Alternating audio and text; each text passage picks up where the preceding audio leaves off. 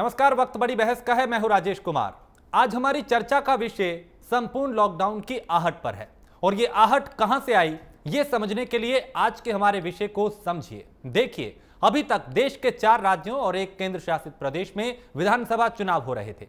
इसके साथ ही यूपी में पंचायत चुनाव भी हो रहे थे, लेकिन अब मतगणना के साथ ही चुनाव खत्म हो चुके हैं तो लॉकडाउन की आहट भी सुनाई पड़ रही है। क्योंकि यह सवाल उठ रहा था कि कोरोना के बढ़ते हुए केस के बावजूद देश में, खासकर यूपी में, लॉकडाउन क्यों नहीं लगाया जा रहा। तब यह दलील भी दी जा रही थी कि चुनाव के पहले लॉकडाउन का टाला जा रहा है।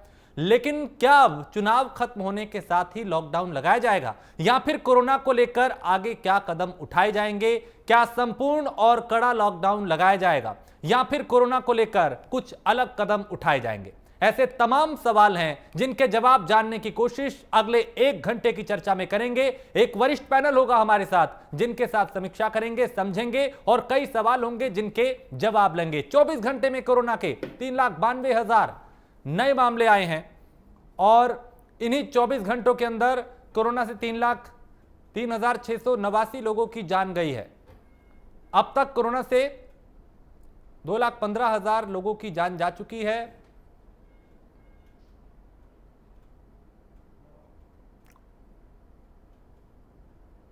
और अब तक 1.59 करोड़ लोग कोरोना से रिकवर हो चुके हैं। देश में कोरोना के अब भी 32.49% का जो आंकड़ा है वो अभी बरकरार है। तो अब सवाल ये यहां उठ रहा है कि रोजाना मामले तेजी से बढ़ रहे हैं। 3 लाख के पार संख्या जा चुकी है। 4-4 लाख के पार 24 घंटों में कोरोना के मामले आ चुके हैं। ऐसे में अब क्या आगे होगा? क्या संपूर्ण लॉकडाउन लगेगा? इसकी आहट चूंकि सोशल मीडिया से लेके आम लोगों के बीच में भी है और अफवाहें ऐसी भी थी कि चुनाव की जो मतगणना है इसके बाद लॉकडाउन लग जाएगा। तो उन अफवाहों में कितनी सच्चाई है और उस बात में कितना दम है, हम इसका जवाब भी लेंगे, हम इसे भी समझेंगे। और क्या चुनाव को लेकर ही अब तक लॉकडाउन नहीं लगा है? क्या जो चुनाव की प्रक्रिया 5 राज्यों में चल रही थी, यूपी में पंचायत चुनाव चल रहा था, उस वजह से अब तक लॉकडाउन नहीं लगा? और क्या कोरोना की रोकथाम के लिए लॉकडाउन ही एक विकल्प है? क्योंकि कई राज्य अब इस तरफ आगे बढ़ रहे हैं, लॉकडाउन की तरफ वो बढ़ रहे हैं। हालांकि दिल्ली में तो लॉकडाउन पहले से ही जारी है, इसको और बढ़ाया गया है। इसके अलावा भी कई राज्य हैं, कहीं पे रात्रि कर्फ्यू लगाया गया, कहीं वीकेंड लॉकडाउन है, कहीं पे उसको और बढ़ाया गया, कहीं पे बाजार खुलने और बंद होने के समय तय किया गया है। तो अलग अलग राज्य अपने अपने तरीकों से कोरोना से निपटने के लिए कदम उठा रहे हैं। लेकिन केंद्र की एक नीति क्या है, देश को लेकर एक नीति क्या है, इसको समझना भी बेहद जरूरी है। क्योंकि हर तरफ आलम जो है वो बेहद भयावह है। तो नतीजों के बाद सख्त नियम लागू किए जा सकते हैं, लॉकडाउन जैसे विकल्प भी अपनाए जा सकते हैं, ऐसी भी पूरी संभावना जताई जा रही है। तो पश्चिम बंगाल में आंशिक लॉकडाउन लगाया गया है और कोरोना के बढ़ते केस देखते हुए लॉकडाउन लगाने की जो आशंका है वो और बढ़ चुकी है। बैठकों का दौर जारी है, समीक्षा की जा रही है, मंथन किया जा रहा है। बड़ी बात यह कि आखिर आगे क्या होगा? क्या लॉकडाउन ही एक विकल्प है कोरोना की चेन तोड़ने के लिए, कोरोना की रोकथाम के लिए?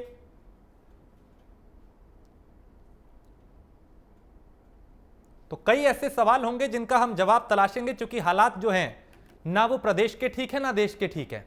जो जमीनी हकीकत है वो ये है कि आए दिन हजारों लोगों की जान जा रही है, कहीं ऑक्सीजन की कमी से, कहीं सिस्टम की वजह से, कहीं नाकामियों की वजह से, कहीं तैयारियों के अभाव में, और लोग सांसों के लिए जद्दोजहद करते हुए नजर आ रहे हैं। दावे जरूर किए जा रहे हैं कि सब कुछ ठीक है, लेकिन जमीनी हकीकत कुछ और नजर आती है। हालांकि कोशिश चाहे केंद्र सरकार हो या राज्य सरकार, वो भी दिन रात जुटे तो इस मुहिम में हुए कि इससे कैसे निपटा जाए, कैसे उभरा जाए। कदम भी उठाए जा रहे हैं। वैक्सीनेशन को लेकर भी अभियान तेज किया गया है। ऑक्सीजन की कमी ना हो इसको लेकर भी कदम उठाए जा रहे हैं, बेड की कमी ना हो उसको लेकर भी कदम उठाए जा रहे हैं। लेकिन संख्या इतनी ज्यादा अब एकदम बढ़ती जा रही है कोरोना की कि उसके बाद विकल्प जो हैं वो कम नजर आ रहे हैं, संसाधन जो है वो ना के बराबर दिखाई दे रहे हैं। तो बेहद जरूरी है कि फिलहाल एक जिम्मेदार नागरिक होने के नाते आप लोग खुद अवेयर हैं इस बात से, बार बार जागरूक किया जा रहा है कि बेवजह घरों से बाहर ना निकलें, सोशल डिस्टेंसिंग का पालन करें, हाथों को बार बार धोएं, सैनिटाइज करें, 2 गज की दूरी, मास्क है जरूरी के नियम का पालन जरूर करें। कुछ ऐसी सावधानियां बरत के अपनी और दूसरों की सुरक्षा की जा सकती है। लेकिन जो मामले आ रहे हैं वो चिंताजनक हैं, और जो आंकड़े हैं हम सबके सामने वो ये बता रहे हैं कि स्थिति पूरी तरह से जो हमारा सिस्टम है वो चरमरा चुका है। शायद इसलिए कि जो तैयारी 1 साल के भीतर करनी चाहिए थी कोरोना की दूसरी लहर से के मुकाबला करने के लिए, या तो उसमें कमी रही या फिर कोरोना ही अंदर इतना बेकाबू हो गया कि अब उस पर काबू पाना मुश्किल हो रहा है। तो अब आगे क्या होगा? क्या लॉकडाउन होगा? क्या लॉकडाउन लगेगा?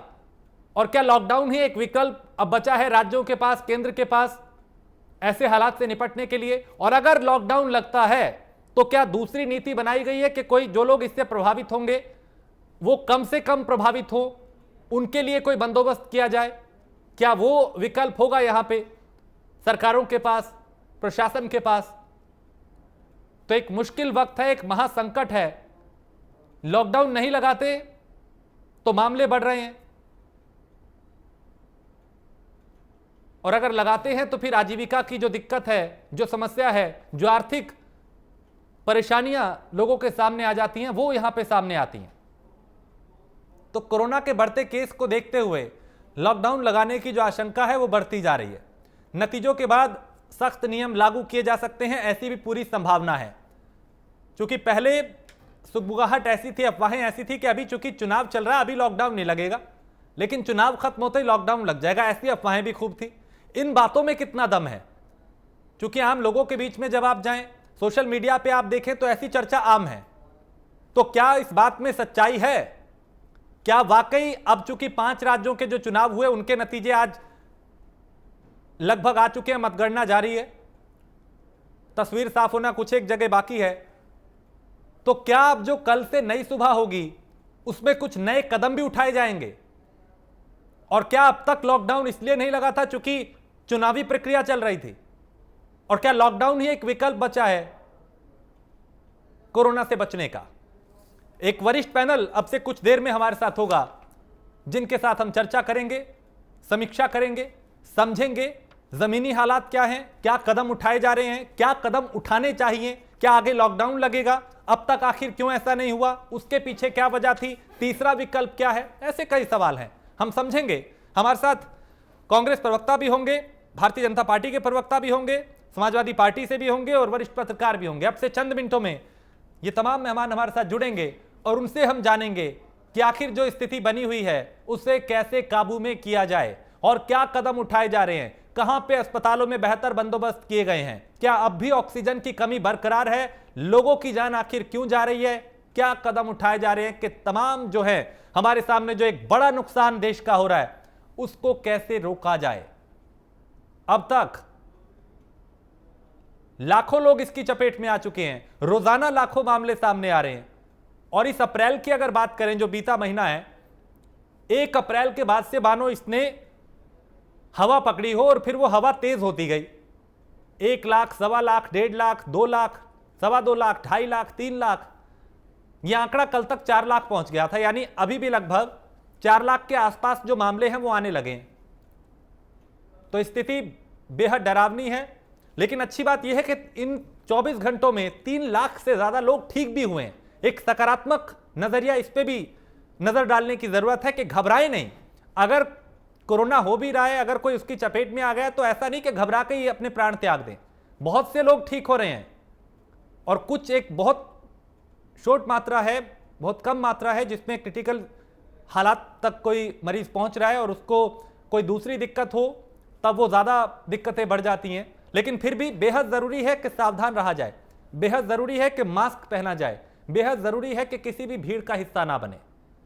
फिर वो चाहे कोई शादी का कार्यक्रम हो या कोई दूसरा कार्यक्रम, ना कहना सीखिए। जीवन रहेगा तो सब कुछ होता रहेगा। अभी खुद भी जागरूक रहें, दूसरों को भी जागरूक करें। सरकारें, प्रशासन, समाज जब तक मिलकर एकजुट नहीं होगा तब तक इस महामारी से जीता नहीं जा सकता। क्योंकि शासन नियम बना सकता है, प्रशासन उसका पालन करा सकता है, लेकिन समाज के ऊपर सारा दारोमदार है कि आप खुद अपना ख्याल रखें, क्योंकि मुश्किल वक्त है हम सबके लिए, पूरे देश के लिए, दुनिया के लिए। दुनिया के कई देश इस वक्त इस महामारी की चपेट में हैं और भारत की अगर बात करें तो यहां दूसरी लहर ने जो तबाही मचाई है उसे देखकर रूह कांप उठती है। जो तस्वीरें, जो खबरें आंखों के सामने से होकर गुजरती हैं वो ये बता रही हैं कि स्थिति बहुत भयावह है, इसलिए लापरवाही कहीं पर भी ना बरतें।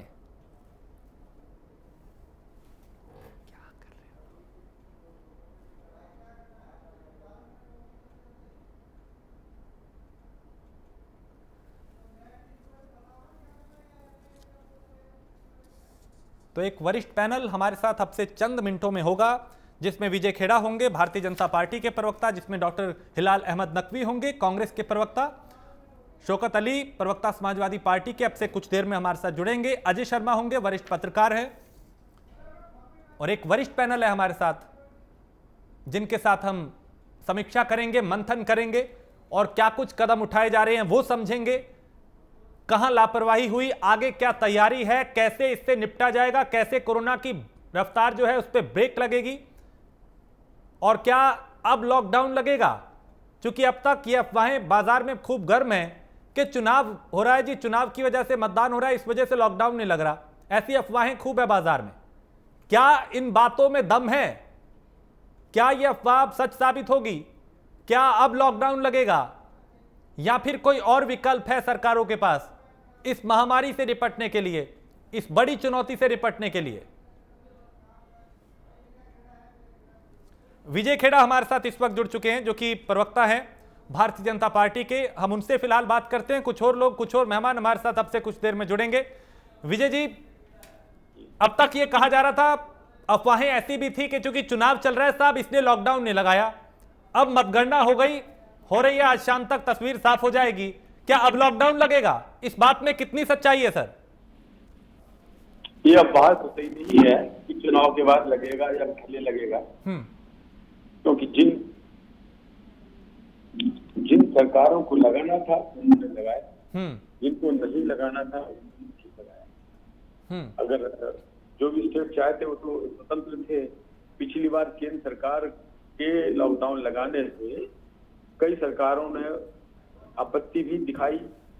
जैसे हम इस तरह से बता दें कि हिंदुस्तान की सबसे बड़ी पार्टी के नेता ने सबसे पहले ही मजाक उड़ाया था कि लॉकडाउन तुगलकी आदेश है। तो इस तरह की बात मैं इस समय राजनीतिक तो नहीं करना चाहता हूँ कोई भी, लेकिन क्योंकि अभी भी आपने इतना अच्छा जो बोला है वो मेरे ख्याल से इस तरह अगर सारे मीडिया वाले बोलने लगे तो बड़ी भारी राहत लोगों को मिलेगी, थोड़ी लोगों को शांति पड़ेगी इससे, और सरकार को भी अपने और कार्यक्रम में मदद मिलेगी आपकी। अभी आपने जितना बोला मैं बड़े ध्यान से सुन रहा था, लोगों ने सुना होगा। इस तरह तो जरूर रोज 5 मिनट मीडिया बोले कि इसका ये रिजल्ट हो रहा है, इससे ये हो जाएगा। देखिए कॉम्प्लिकेशन में ये एक होने का समय है, हम लोगों को सब मिलके इस लड़ाई से लड़ लीजिएगा। इसके बाद वक्त बहुत पड़ा है, जिंदगी पड़ी है। ये जिस तरह आपने अभी बताया मास्क लगाइए, अच्छे ढंग से आपने एक्सप्लेन किया है। मैं समझता हूँ कि अब इसी की आवश्यकता है इस समय। अभी तक थी इसकी आवश्यकता, लेकिन जब देर आए दुरुस्त आए, अभी हम लोग ये सब बंद कर दें। तो मैं ये कह रहा था कि लॉकडाउन उस समय सब लोगों को, सारे स्टेट्स को राहत नहीं आया था जी। कई स्टेट्स ने नहीं भी लगाया था, उन्होंने आज नतीजे भी भुगते हैं जिन्होंने नहीं लगाया था। ऐसे भी है और जिन्होंने लगाया कम लगाया। हेलो जी जी, मेरी आवाज आ रही? जी मैं सुन पा रहा हूँ। अच्छा जी, तो मैं कह रहा हूँ, तो अब चूंकि सरकारें स्वतंत्र हैं और वो लगा सकती है लॉकडाउन, जब चाहे तब लगा सकती, बीच चुनाव में भी लगा सकती थी, बंगाल में भी लगाया जा सकता था, उत्तर प्रदेश में भी, जहां जिसको लगाना था वो लगा सकते थे। कहीं पर ये मजबूरी थी कि चुनाव हो चुके थे, कहीं पर ये मजबूरी हो सकती है कि हाई कोर्ट के आदेश थे। ऐसा था। जैसे उत्तर प्रदेश हाई कोर्ट के आदेश थे पंचायत चुनाव के लिए, तो सरकार के हाथ में कुछ नहीं था।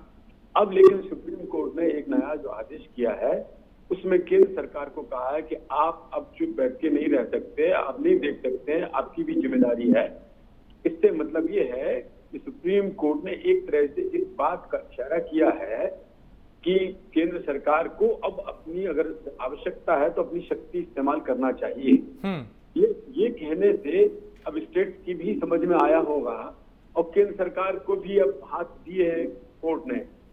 कल ही की बात है शायद, या परसों की, तो अब हमको ये देखना है कि अगर कहीं पर लापरवाही बरतेंगी केंद्र सरकार जी और सॉरी राज्य सरकारें, हाँ। और केंद्र सरकार को ये लगता है यहाँ पर ये लापरवाही हो रही है, तो केंद्र सरकार को अपनी शक्ति का इस्तेमाल करना चाहिए कोर्ट के कहने के बाद। अदरवाइज अगर कभी केंद्र सरकार करती तो हमेशा इसको बेजा इस्तेमाल करार दिया जाता राज्य सरकारों के द्वारा। तो अब ये अच्छी बात है। और दूसरा रहा लॉकडाउन का सवाल, तो अब इसमें मतलब तो वस्तु स्थिति पे निर्भर करेगा, जिले से जिला पे करेगा, क्वारंटीन कहाँ कर देना चाहिए ज्यादा, कहाँ पर कंटेनमेंट जोन होना चाहिए, ये सब अब सारे लोग ट्रेंड हो गए। जिलाधिकारी से लेके एसडीएम से लेके सीएमओ एमओ हर आदमी इतना ट्रेंड हो गया है कि अब उनको ज्यादा देर नहीं लगेगी निर्णय लेने में, और क्या करना है इससे भी सब वाकिफ हैं शुरू से लेके आखिर तक। क्योंकि अब हमने कहा ना, आपके इतना अच्छा बोला है, हम भी कोई अब ब्लेमबाजी की बात नहीं करेंगे। महाराष्ट्र में क्या हुआ, दिल्ली में क्या हुआ, हम भूल जाए अब एक कुछ दिनों के लिए, तो ही अच्छा होगा। ठीक है, तो नहीं तो इस पर चर्चा करेंगे तो वो तो बहुत लंबी डिबेट होती है, वो अपनी बताएंगे। ठीक है विजय जी, हाँ मैं दोबारा आऊंगा। हमारे साथ डॉक्टर हिलाल अहमद नकवी भी जुड़ चुके हैं, जो कि प्रवक्ता हैं कांग्रेस पार्टी के। नकवी जी, आपसे ये समझना चाहेंगे कि कई जगह इस तरह की बातें हो रही थी कि चूंकि अभी चुनाव चल रहा है इसलिए लॉकडाउन नहीं लग रहा, अब चुनाव खत्म हो चुका है, क्या अब लॉकडाउन लगना चाहिए? और ये बात जो है ये सरकार ही तय कर सकती है कि उनकी परिस्थितियां क्या है। जब सारा सब बिगाड़ दिया है, इस वक्त जिस तरह से उत्तर प्रदेश में चुनाव हो गए हैं, गांव के अंदर जिस तरह से कोरोना जो है वो तेजी से फैल चुका है, ऐसे वक्त में अगर वो लॉकडाउन करते हैं, लोगों का आना जाना मुश्किल करते हैं, तो गांव के लोग शहरों में इलाज करने के लिए कैसे आएंगे, सरकार को ये देखना होगा। क्योंकि गांव में तो इस प्रकार की व्यवस्थाएं है नहीं कि वो वहां के पर इलाज करा सके। ऑक्सीजन का मूवमेंट संभव नहीं है, ऑक्सीजन का मूवमेंट कैसे करना होगा ये भी सरकार को देखना होगा। और जब लॉकडाउन की बात करते हैं तो लॉकडाउन तो वैसे ही किया हुआ है, अभी भी आप देखिए 4 दिनों के लिए लॉकडाउन किया हुआ है।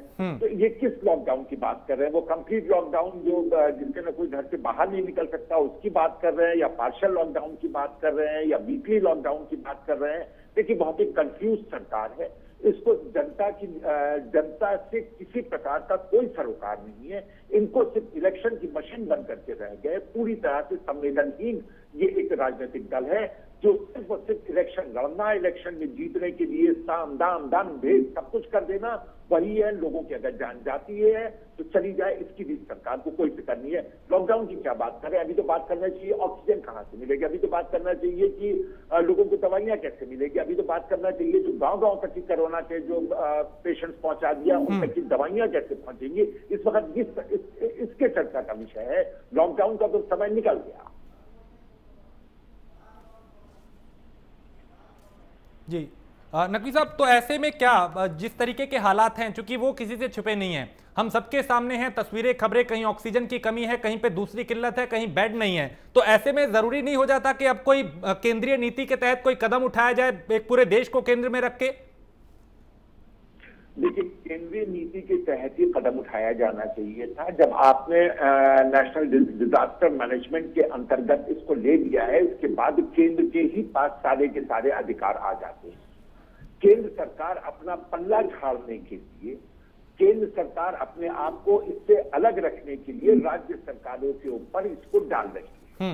वास्तव में ऑक्सीजन की सप्लाई कौन कंट्रोल करता है? केंद्र सरकारें कंट्रोल करती है। ऑक्सीजन की निर्माण के लिए कौन नीति निर्धारण करता है? केंद्र करता है। उसके लिए इजाजत कौन देती है? केंद्र देती है। वैक्सीन किसके नियंत्रण में? केंद्र के नियंत्रण के अंदर है। तो जब सारी चीजें केंद्र के नियंत्रण में है तो निश्चित रूप से केंद्र सरकार को जो आगे निकल करके आना चाहिए। इस वक्त राष्ट्रीय आपदा है, यहाँ पर सियासत करने की बजाय अगर लोगों के पास दवा पहुंचाए, ऑक्सीजन पहुंचाए, बेहतर सुविधाएं उपलब्ध कराएं, वो ज्यादा बेहतर होगा, बजाय इसके कि पंचायत इलेक्शन में लोगों को ड्यूटी कैसे कराना है, कोरोना से पीड़ित लोगों को, टीचर्स को किस तरह से ड्यूटी कराना, और कितने बेचारे उसके अंदर शहीद हो गए, मर गए उसके अंदर। किसी चीज से सरकार को फिक्र नहीं। बिल्कुल, और जो स्थिति है वो बेहद चुनौतीपूर्ण है, बेहद चिंताजनक है। शौकत अली भी हमारे पास, समाजवादी पार्टी के प्रवक्ता हैं। शौकत अली, अभी जो हालात बने हुए हैं, लगता है कि जो 1 साल में तैयारी करनी चाहिए थी इस दूसरी लहर का सामना करने के लिए, वहां लापरवाही हुई है? बिल्कुल बड़ी लापरवाही हुई है, इसमें कह सकता हूं उसको, क्योंकि शायद ये चुनाव की तैयारियां तो बहुत अच्छी कर रहे थे, लेकिन जो देश की स्थिति है, जो उत्तर प्रदेश की स्थिति है, उस पर इनकी कोई तैयारी नहीं थी। अगर तैयारी होती तो मुझे लगता है आज उत्तर प्रदेश और देश के ये हालात नहीं होते। देखिए बड़ी चीज क्या है, आप उसको समझने का प्रयास करिए। आपके हॉस्पिटल कोविड में आपने तब्दील कर दिया, लेकिन जो छोटी मोटी बीमारियां हैं उनके लिए आपने क्या व्यवस्था की? ऑक्सीजन को लेकर इतनी आज मारामारी है, उसके लिए आपने पहले से क्या तैयारी की? ये बिल्कुल भी कोई तैयारी नहीं थी। अगर हल्का फुल्का भी तैयारी होती तो मुझे लगता कि उत्तर प्रदेश और देश के हालात में बहुत कुछ सुधार होता। लेकिन आज देश की एक ऐसी पार्टी जो सिर्फ चुनाव की तो तैयारी करती है, लेकिन जो देश के हालात है इस महामारी से जूझने के लिए, उस पर कोई तैयारी नहीं की। विजय खैरा साहब, ये एक बड़ा आरोप लगता रहा है आप लोगों के ऊपर कि जो तैयारी करनी चाहिए थी, 1 साल का जो वक्त मिला था वो चुनाव में जाया कर दिया, जबकि यहाँ पे बुनियादी सुविधाओं को बेहतर करने के लिए यानी स्वास्थ्य विभाग में जो कमियां हैं उसको दुरुस्त करने के लिए कदम उठाने चाहिए थे, जो नहीं उठे और आज तस्वीर हम सबके सामने है। हमने तैयारियां की थी, हम उसमें सफल रहे हैं और ये दूसरी फेज भी नहीं आती। अगर अब इन्होंने चूंकि बात छेड़ दी है तो सच सामने लाना होगा।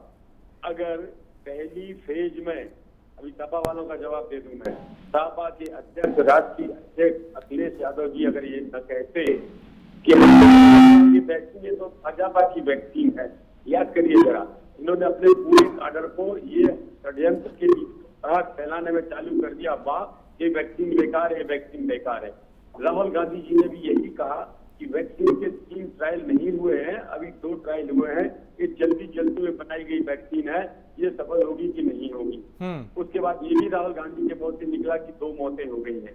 अब इस तरह की आप बातें फैलाओगे तो हमने जो वैक्सीन बनाई थी पूना में, वो वैक्सीन हो गई हमारे पास, रखी रही, लोग लगाने को आ नहीं रहे थे, ये लोग फैला रहे थे, पहले प्राइम मिनिस्टर लगवाएं, पहले चीफ मिनिस्टर लगवाएं, जबकि डॉक्टर्स लोग लगवा चुके, तब इन लोगों को थोड़ा सा कॉन्फिडेंस जनता में आया।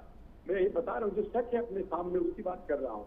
इसी तरह से राहुल गांधी ने तुगलकी फरमान कह दिया था लॉकडाउन के समय, एक एक करके लोग इस तरह पीछे पड़े थे कि मोदी के कहने विरोध के चक्कर में पूरे राष्ट्र को बर्बाद करने में उतारू हो गए थे।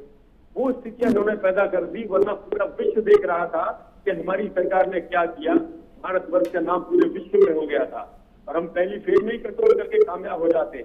लेकिन इन लोगों की हरकतें विरोधी दल की, लेकिन जब सुधरे तभी सुधर जाए, देर आए तो आ जाए, अभी आ जाए, तो जो भी करना था, जो भी एक्शन गवर्नमेंट ने लिया है उस हर एक्शन का विरोध किया है विरोधी पार्टियों ने। आज सामने ये बोलने लगे, जरा इनके एक बार दिखाइए तो कभी वीडियो क्या बोला राहुल गांधी ने और अखिलेश यादव ने, सामने लोग जनता देखे तो हमको दिखाएंगे बाद में, कभी जब भगवान करे सब ठीक ठाक हो जाए जल्दी तो बताएंगे, इनका चेहरा बेनकाब करेंगे।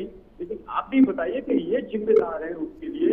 केंद्र सरकार ने व्यवस्थाएं बहुत अच्छी तरह की थी, लेकिन 5,000 से 10,000, 10,000 से 50,000, 50,000 से 1 लाख, 3 लाख से 4 लाख पर डे जब तक पहुंच गया है, वो स्थितियों पर पहुंच गए हैं, तो उसको हैंडल करना कोई भी किसी के लिए भी कितना कठिन था। लेकिन विजय जी, अब क्या प्लान है? विजय जी, मैं ये जानना चाहता हूं कि अब आगे सरकार के पास प्लान क्या है? 4 लाख अगर मामले एक दिन में आ रहे हैं, जो सरकारी आंकड़े हैं, इसके अलावा स्थिति और डरावनी हो सकती है, तो फिर इसे रोकने का क्या उपाय है, क्या प्लान है सरकार के पास?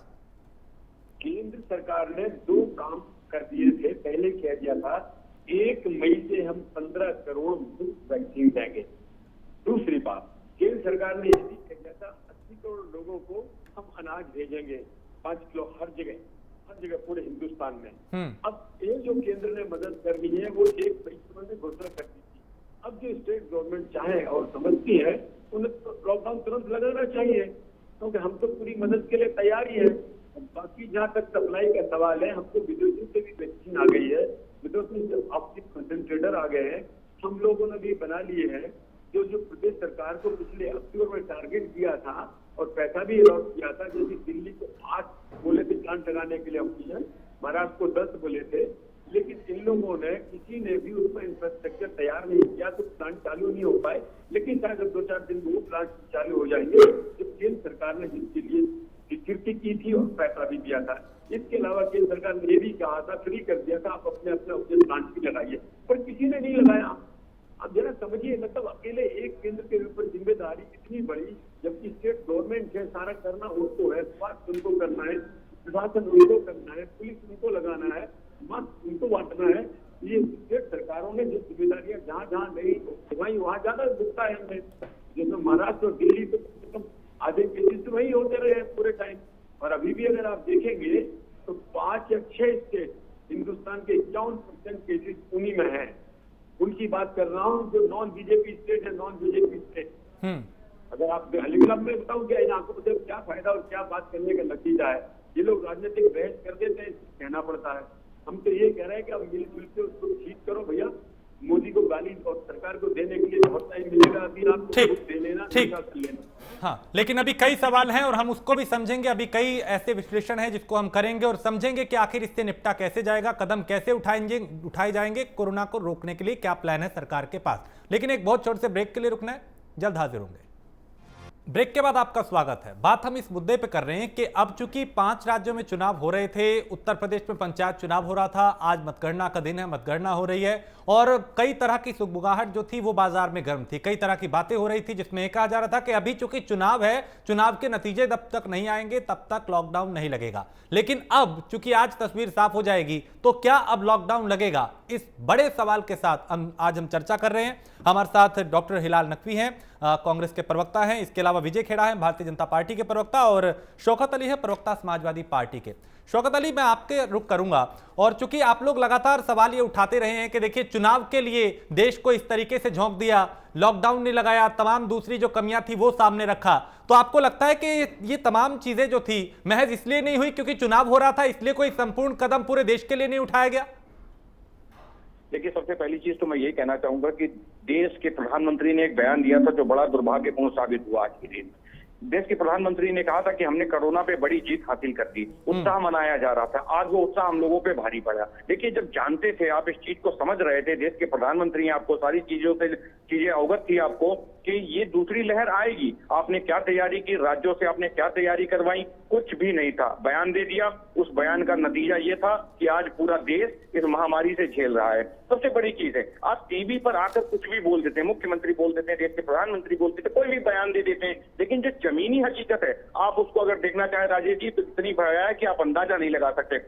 अब विजय खेड़ा साहब भी आरोप लगा रहे थे कि समाजवादी पार्टी ने कहा मदद की, बाकी लोगों ने कहा मदद की। विजय साहब, मैं आपसे एक चीज पूछना चाहता हूं, आपके सरकार के मंत्री, सांसद और पार्षद से लेकर तमाम कार्यकर्ता आप पर यह आरोप लगा रहे हैं कि आज भारतीय जनता पार्टी कोई भी स्वास्थ्य सुविधा मुहैया नहीं करा पा रही। रही बात राजेश जी लॉकडाउन की, देखिए अभी लॉकडाउन होने की बात आई थी, ये सुप्रीम कोर्ट चले गए, सरकार ने माननीय उच्च न्यायालय ने कहा भी कि आप लॉकडाउन लगाइए, आदेश दिया, और राज्य सरकार जो है सुप्रीम कोर्ट जाने का काम कर रही थी क्योंकि चुनाव था। तो इनकी मंशा सबसे पहले चुनाव पे रहती कि किस तरह चुनाव जीत लिया जाए, किस तरह कुर्सी पे आश्रित हो दिया जाए, आम जनता का क्या हाल, उससे इनको कोई लेना देना नहीं, आम जनता किस तरह जान जा रही है लोगों की, उनसे इनका कोई लेना देना नहीं। अब जो कि चुनाव हो चुका है तो ये लॉकडाउन की प्रक्रिया में आना चाहते हैं। महाराष्ट्र, उत्तर प्रदेश की जनता आपसे पूछती है कि जब माननीय उच्च न्यायालय ने कहा कि आप लॉकडाउन कर दीजिए, क्यों, क्या वजह थी?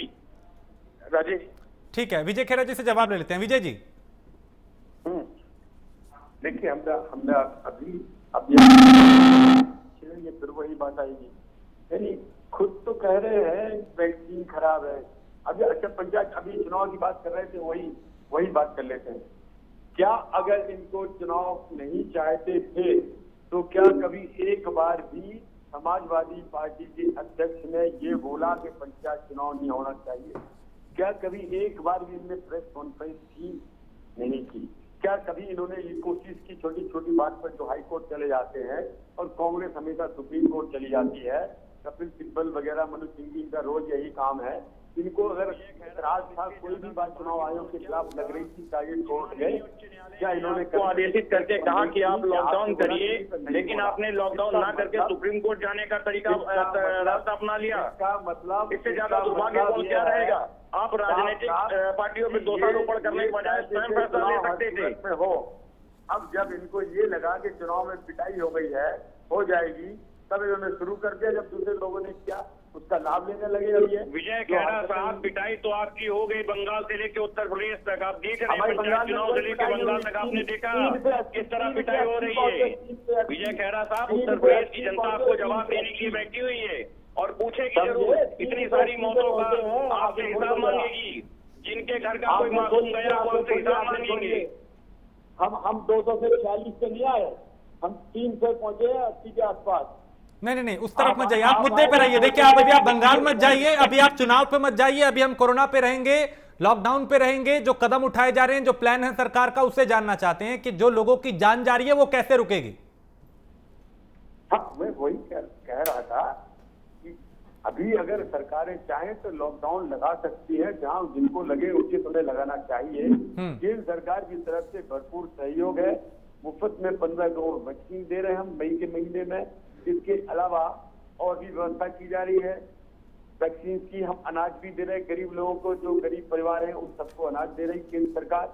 जो केंद्र सरकार के बच्चे ऑक्सीजन की सप्लाई इंश्योर कर रही, पूरे हिंदुस्तान भर के अंदर मॉनिटरिंग कर रही है। अब स्टेट से मिलकर कोऑर्डिनेशन कमेटी बन गई है, उसका उत्पादन भी बढ़ गया है, नए प्लांट भी लग रहे हैं। और जिन विदेशियों का हमने कई कंट्रीज की मदद की थी, उनकी तरफ से मदद आ रही है और भी मदद भी आ रही है बराबर। आज हिंदुस्तान के साथ पूरा विश्व खड़ा है। तो अब सवाल ये है एकजुट बैठ के उसको लड़के इसके निपटने की। फिर भी ये समाजवादी खिलाफत करते रहे और कांग्रेस भी करती रहे तो भी ईश्वर करेगा हम लोग सफल होंगे सब मिलकर इस कार्यक्रम में। डॉक्टर हिलाल जी, कोरोना को काबू करेंगे। ठीक है। डॉक्टर हिलाल अहमद, आप ये बताएं कि यहाँ पे जरूरत नहीं है कि चाहे सत्ता पक्ष हो विपक्ष हो, वो एकजुटता, एक सर्वदलीय बैठक हो जिसमें कुछ सुझाव, जिसमें कुछ निर्णय, जिसमें रणनीति, जिसमें मंथन किया जाए कि देश को इस महासंकट से कैसे बचाया जाए? देखिए, ये बात जो है बराबर कांग्रेस कहती रही है। कांग्रेस ने इस चीज की डिमांड की है, कहा है कि आपसे अगर सुझाव चाहिए है, आपसे नहीं संभल रहा है, आप नहीं जानते हैं कैसे इसको डील करें, तो सारी पार्टीज को बुला करके बैठ करके उनसे मंत्रणा कर ली जाए, आपस में डिस्कशन कर लिया जाए और उसके बाद फिर आगे बढ़ा जाए।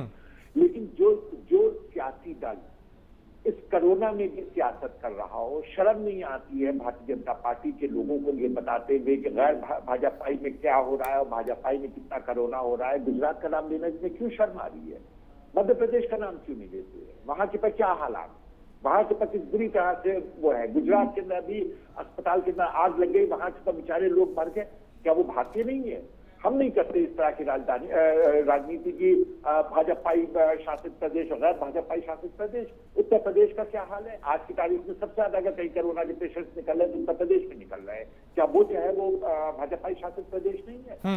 जिस वक्त कुंभ का स्नान हो रहा था उत्तराखंड में, जिस वक्त कुंभ का स्नान हो रहा था उस वक्त वहां के मुख्यमंत्री ने क्या कहा था कि यहाँ पर गंगा में स्नान करने से कोरोना ठीक हो जाता है। ये किसने बयान दिया था? किसने लोगों को भीड़ बनाने के लिए उठाया था?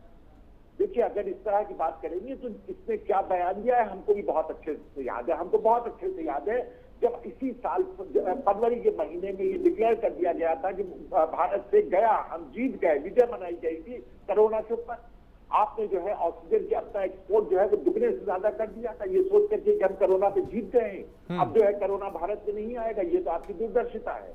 आपने जो है जो यहाँ पे वैक्सीन का उत्पादन हो रहा था, आप जो है वो निर्यात कर रहे थे। आप जो है वो लगातार निर्यात करके लोगों के ऊपर जो है वो अपने को विश्व गुरु बता रहे थे। आज आप किस चीज में विश्व गुरु बनकर के सामने आए दुनिया के सामने? शर्मनाक बात है भारतीय जनता पार्टी के साथ कि आज हम विश्व गुरु कोरोना में सबसे आगे होकर के सामने आए। ये आप विश्व गुरु बना रहे थे भारत को। ये आप विश्व गुरु भारत को बना रहे थे कि वो चीन, वो पाकिस्तान जो आपके सामने जो है वो आंख उठाने की हिम्मत नहीं करता था, आज आपका मजाक बना रहा है। पाकिस्तान आपका मजाक बना रहा है। पाकिस्तान आपको मजाक बना रहा है कि आपको कुछ चाहिए तो हमसे ले लीजिए। आज की तारीख में चाइना ने आपको जो है पूरी तरह से बाहर कर दिया है और साउथ ईस्ट एशिया के जितने भी देश है वहां जाकर कह रहा है कि भारत को मदद की जरूरत है, जो सिर्फ चाइना कर सकता है और कोई नहीं कर सकता है। आज आपने देश को बाहर ले जाकर के खड़ा कर दिया है।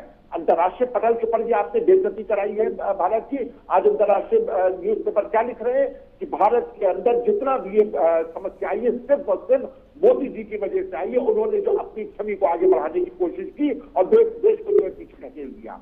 जब लोग यहाँ पे ऑक्सीजन के लिए मर रहे थे तब भारतीय जनता पार्टी रैली करके एक वोट की गिनती कर रही थी, वोट की मांग कर रही थी। वो तो कहिए भला राहुल गांधी जी का, जिन्होंने कहा कि अब हम कोई किसी तरह की रैली नहीं करेंगे, उसका बड़ा खामियाजा हमने भुगता। लेकिन फिर भी ठीक है, वो राजनीतिक हार जो है वो कोई बात नहीं रहती अगर देश जो है वो चलता रहे और कोरोना से बच जाए। उसके बाद आप जो है वो चेते तब आपने जो है अपनी रैली को कैंसिल किया है।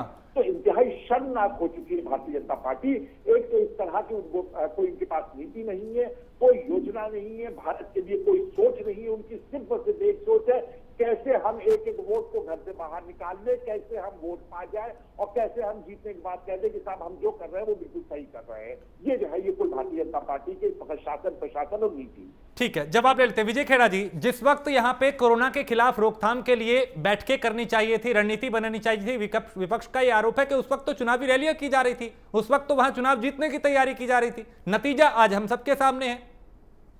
वो तो मैं एक ही लाइन में जवाब दे देता हूँ। चुनाव की रैलियों में राहुल गांधी गए थे, अभी भीड़ नहीं जुड़ी थी और मोदी के लिए भीड़ जुड़ी थी, इसलिए इनको शर्म लग रही होगी जरूर।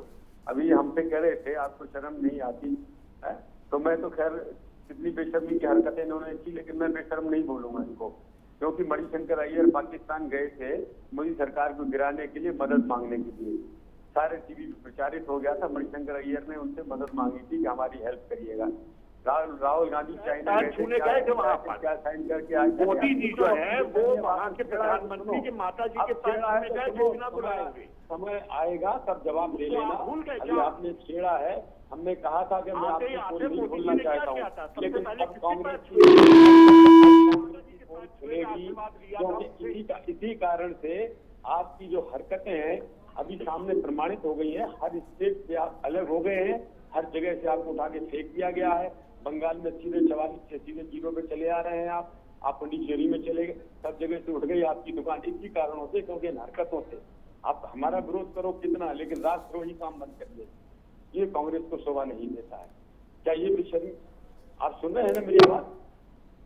नहीं, वो सुन रहे हैं, मैं भी सुन रहा हूं, लेकिन वो जो ये कह रहे हैं, आप प्लीज उसका जवाब दें, क्योंकि आप भी वहीं चले गए, मुद्दे से ना भटके। आप ये बताएं, वो ये कह रहे हैं कि जिस वक्त, क्योंकि आज हम सबके सामने हालात जो हैं वो छिपे नहीं है, आज के जो हालात बने हैं, कांग्रेस प्रवक्ता ये कह रहे हैं कि जिस वक्त यहां कोरोना से निपटने की रणनीति बनानी थी, उस वक्त चुनाव प्रचार किया जा रहा था। हमने जापान की लाइन ली थी, जापान में दूसरा फेज नहीं आया, जापान में किया, हमने जापान वाली लाइन ली थी कि हम एक ही फेज में इसको निपटा देंगे, लेकिन हमको बिल्कुल समर्थन नहीं मिला। दूसरी बात यह है कि लोगों ने भी मास्क नहीं लगाए, दूरियां जो बनाए रखनी थी वो नहीं रखी लोगों ने शुरू से, फिर भी हम काफी हद तक कामयाब हो रहे थे। खाली महाराष्ट्र और दिल्ली छोड़ दें, अगर राजस्थान में शुरू में साथ दिया तो खूब सफल रहा, राजस्थान भी सफल रहा, अभी भी ठीक ठाक है, क्योंकि राहुल गांधी के कहने वाली लाइन पर नहीं चला था राजस्थान। अब सवाल यह है, इसको कहना रैलियां की, रैलियां आपने भी की, राजनीति जब चुनाव आयोग ने चुनाव घोषणा करी आप भी गए, ममता जी भी गई, सारी पार्टियां जाती है, सारी पार्टियां गई अपनी राजनीतिक कार्य के लिए। उस पर ये कहना कि आपने रैलियां की, ये बिल्कुल गलत है। आप ये कह दो राहुल गांधी नहीं गए थे, जब उनको लगा कि उनकी दुकान नहीं जम रही बंगाल में, तो चुपचाप उन्होंने अपना समझौता करके अलग हो गए ममता बनर्जी के साथ, बिल्कुल घर बैठ गए आके।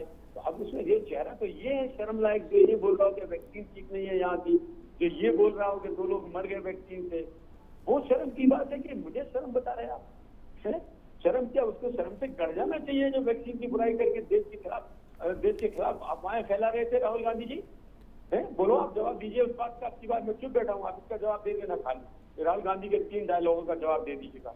ठीक है, मैं वो बात नहीं करना चाहता था, आप वही लेके आते हैं बार बार। तो ठीक है, मैं जवाब ले लेता हूं, उसके बाद कुछ महत्वपूर्ण सवाल है। हिलाल साहब, आपने सुना होगा उनका आरोप कि राहुल गांधी ने जो कहा, उसका आप उन पर प्रतिक्रिया दे दीजिए। राहुल गांधी देश के प्रधानमंत्री नहीं है। देश के प्रधानमंत्री नरेंद्र मोदी जी को पूर्ण बहुमत मिला है, उनके पास लोकसभा में पूर्ण बहुमत है, वो जो निर्णय लेना चाहते वो ले लेते हैं।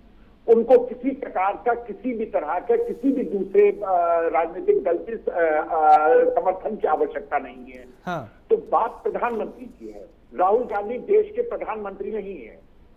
सवाल किया जाएगा देश के प्रधानमंत्री से, देश की सरकार से सवाल किया जाएगा। कोरोना आज फैला है देश की सरकार की नाकामियों की वजह से।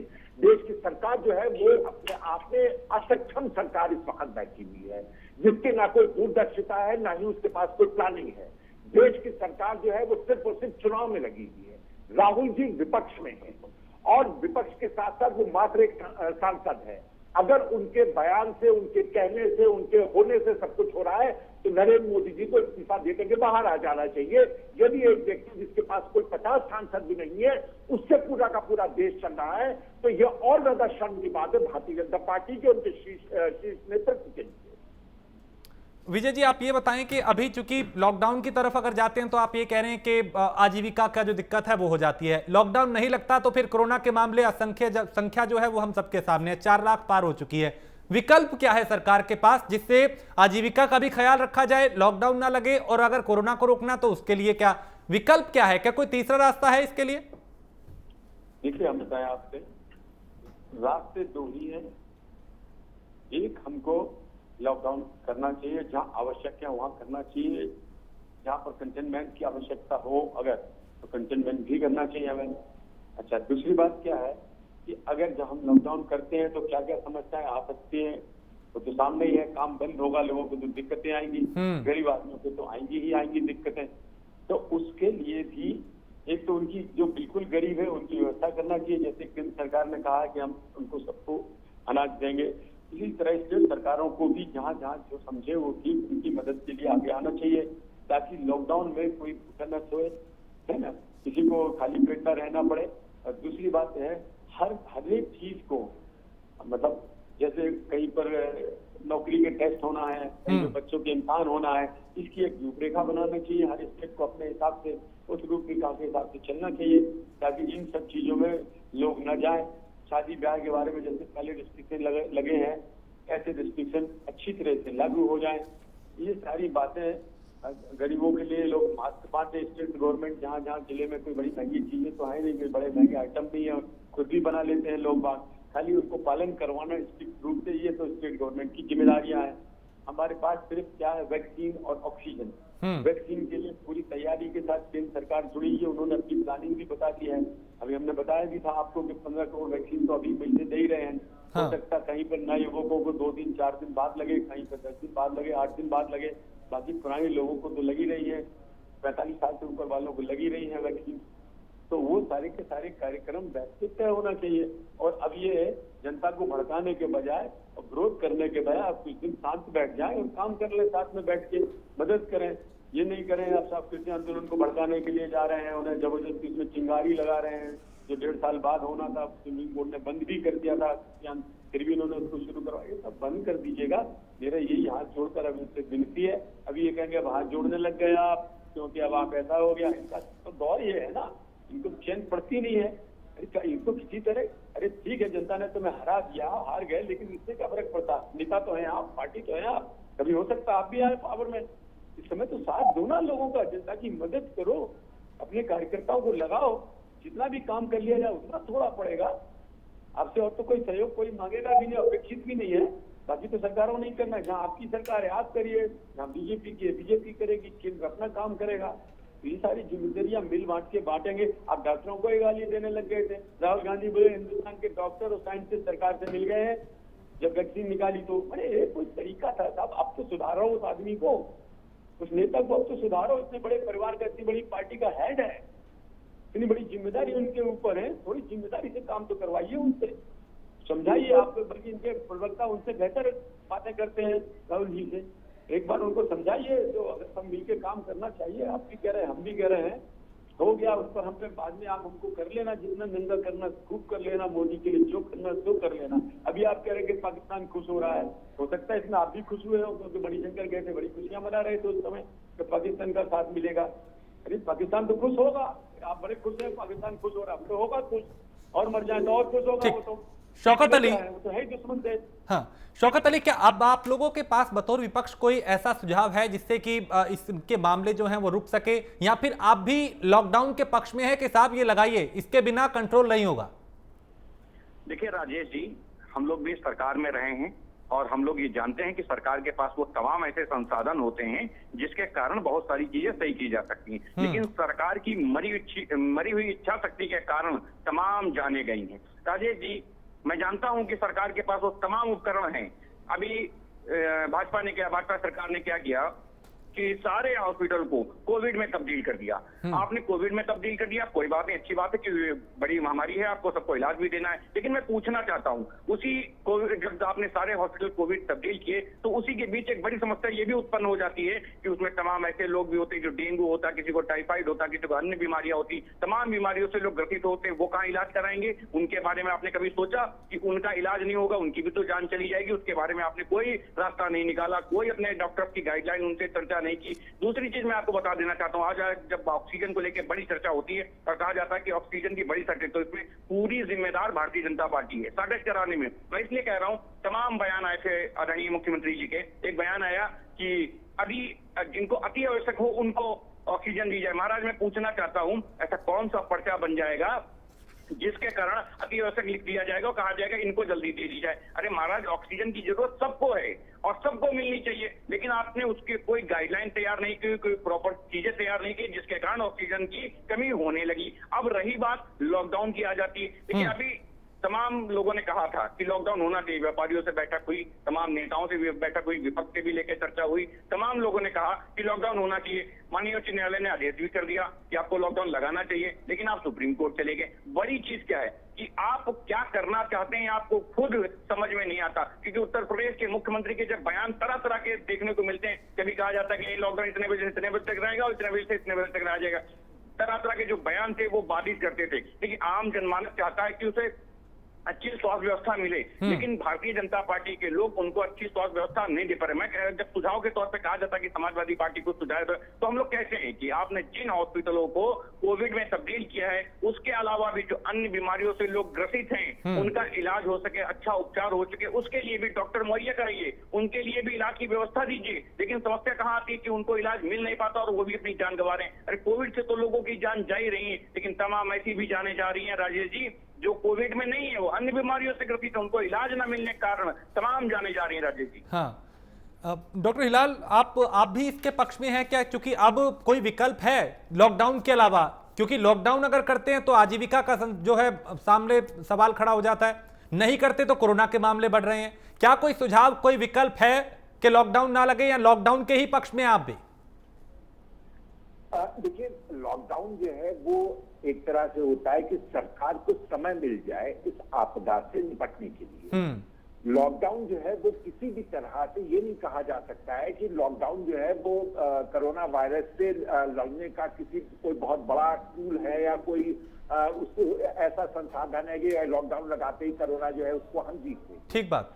सरकार के पास 1 साल से ज्यादा का समय था, इस वक्त सरकार को इन सब चीजों की तैयारी करनी थी। सबको मालूम था कि सेकेंड वेव आएगी, सारे लोगों ने कहा था कि सेकेंड वेव आएगी, लेकिन अफसोस की बात यह है कि सरकार ने इस चीज को नहीं माना कि सेकेंड वेव आएगी, और वो आज हम इस स्थिति में है।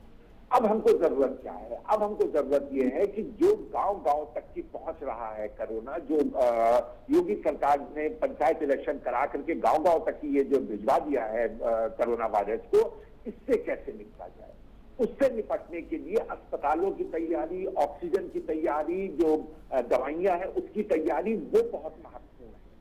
उसको तेजी से किया जाए, उसको ज्यादा जल्दी लाया जाए। और लॉकडाउन जो है उसके बहुत से विकल्प होते हैं, तो इंटेलिजेंट लॉकडाउन की जरूरत है। इस वक्त ये नहीं कि पूरा देश जैसे एक दिन रात में 8 बजे आकर के कह दिया कल से देश बंद। इस वक्त उस तरह के लॉकडाउन की आवश्यकता नहीं रह गई है। भारतीय जनता पार्टी की कुव्यवस्था के कारण आज हम उस स्थिति में हैं कि अब हमको जो है वो दोनों तरफ देखना है कि फैले भी ना, और जिन लोगों को हो गया है उनको अभी किसी तरह से इलाज किया जाए। तो इस तरह की व्यवस्था बनाई जानी चाहिए, जिसके लिए भारतीय जनता पार्टी को अपने नेताओं को नहीं, जिनको कुछ ज्यादा जानकारी नहीं है, बल्कि विशेषज्ञों की आवश्यकता है। विशेषज्ञों में वो वाले विशेषज्ञ नहीं कि हैं तो हिस्ट्री के विशेषज्ञ, लेकिन उनको बैठा दिया गया है मेडिकल विशेषज्ञ के रूप में। अच्छे विशेषज्ञों से बात करें, उनके साथ बैठे और देखें कि इसको कैसे नियंत्रित किया जाना है। विपक्ष को साथ में लेकर के चले, उन पे भरोसा करें, जो अहंकार है उससे बाहर निकल करके आए और साथ में बैठ करके बात करें, यही इसका एक समाधान। खैरा साहब, आप आश्वासन दीजिए विपक्ष को भी, देश को भी, और इस वक्त प्राइम न्यूज के जो दर्शक देख रहे हैं उनको भी, कि अब इससे कैसे निपटा जाएगा, सरकार के पास क्या विकल्प है, कैसे मामले रुकेंगे? हमने उस पर काफी कुछ बता दिया, फिर भी बता दूंगा, लेकिन 2-3 खासियां ये फैला रहे हैं, उसका जवाब बहुत जरूरी है। अभी ये कह रहे थे स्किन स्पेशलिस्ट को बिठा दिया, इनको कुछ जानकारी है नहीं। मैं तो डॉक्टर हूँ, MBBS डॉक्टर हूँ, मैं बता दूं इनको थोड़ी बहुत जानकारी करना चाहिए डॉक्टर साहब को। स्किन वाले को बिठा दिया तो क्या हो गया? बता, MBBS नहीं है क्या वो? इसमें क्या हो गया? MBBS नहीं है क्या वो? कैसी बातें करते हैं आप? MBBS doctor sufficient to treat these cases. जब सारे के सारे, और सबके ऊपर एक सुपरवाइजर स्पेशलिस्ट जो कोरोना के बारे में जानकारी रखता है वो भी रहता है।